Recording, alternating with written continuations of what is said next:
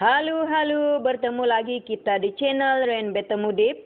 Hari ini saya akan berkongsi beberapa petua untuk menghilangkan pijar tangan selepas memegang cili yang banyak, terutamanya selepas merewang. Tangan kita akan terasa pijar selepas memegang cili.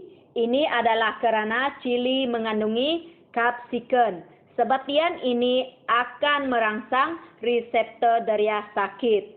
Apabila terkena kulit terasa pijar. Kalau terkena lidah, akan terasa pedas. Apabila Anda menyentuh cili, sama ada Anda memotong, menggunting atau menumbuk cili, kebanyakan cili mengandungi pedas yang berbeza-beza sampai kesannya melekat pada tangan menyebabkan tangan terasa panas, gatal, pedas dan pedih menyebabkan tangan pijar. Di sini saya akan berbagi petua yang terdapat di rumah untuk memudahkan Anda menghilangkan atau mengurangkan rasa pijar itu. Jom simak bersama-sama. Yang pertama, menggunakan garam atau gula. Melumurkan garam kebiasaan yang sering dilakukan oleh orang untuk menghilangkan pijar tangan selepas memegang cili. Selepas itu, Anda harus membiarkan ia seketika dan bilas seperti biasa, ataupun Anda boleh mencampurkan garam ke dalam bekas yang berisi air suam dan rendamkan tangan di dalamnya selama lebih kurang 5 menit sehingga rasa pijar berkurangan. Selain garam, ada juga yang menggunakan gula dengan cara yang sama. Petua yang kedua, susu pekat.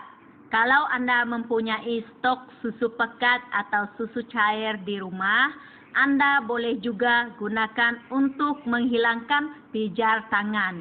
Kalau yang sejuk, lagi bagus.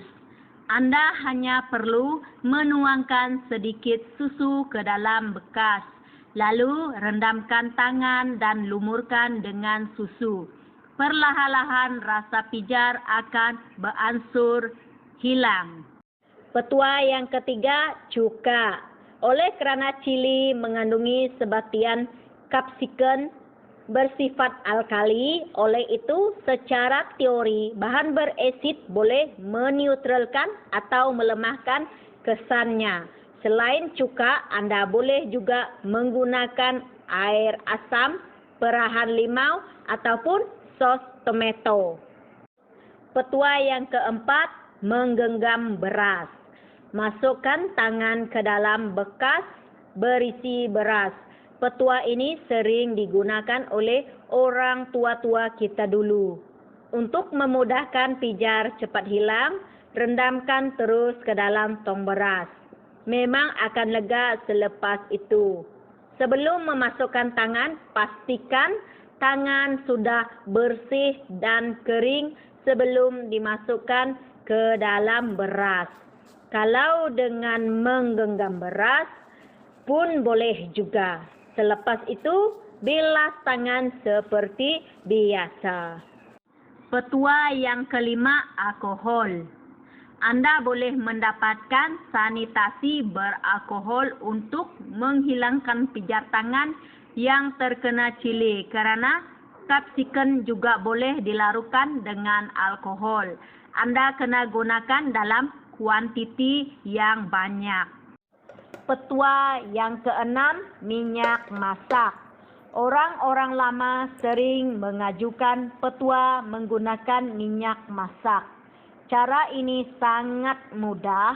Anda perlu ambil sedikit sahaja minyak masak, lalu sapukan pada bahagian tangan yang terasa pijar tadi. Selepas itu, bilas dengan air sabun seperti biasa. Petua yang ketujuh, hampas kelapa. Jika kebetulan Anda mempunyai hampas kelapa yang sudah diparut, hanya ramaskan tangan di dalamnya. Selepas beberapa minit, rasa pijar akan hilang. Petua yang ke-8, air asam jawa. Sediakan dalam bekas yang berisi air, kemudian Anda masukkan asam jawa, lalu Anda picitkan untuk mengeluarkan asamnya. Kemudian rendamkan tangan, sekejap saja rasa pijar akan hilang. Petua yang ke-9, gosok tangan pada keluli. Petua ini agak kedengaran lucu, tetapi sebenarnya ia berkesan. Anda gosokkan tangan pada sinki atau sudu dalam beberapa menit. Kemudian lalukan air pada tangan dan ulang-ulang sehingga tangan terasa lebih lega. Petua yang ke-10, lotion.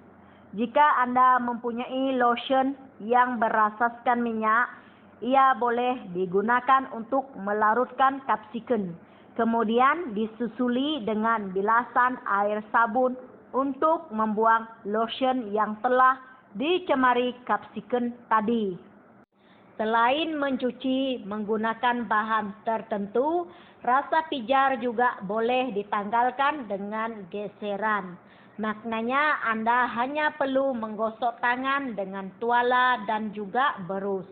Bukan hanya menghilangkan pijar, teknik ini dipercayai boleh menghilangkan bau bawang atau bau masakan yang melekat pada tangan. Semoga dengan petua ini Anda tidak perlu risau apabila mengerjakan cili yang banyak.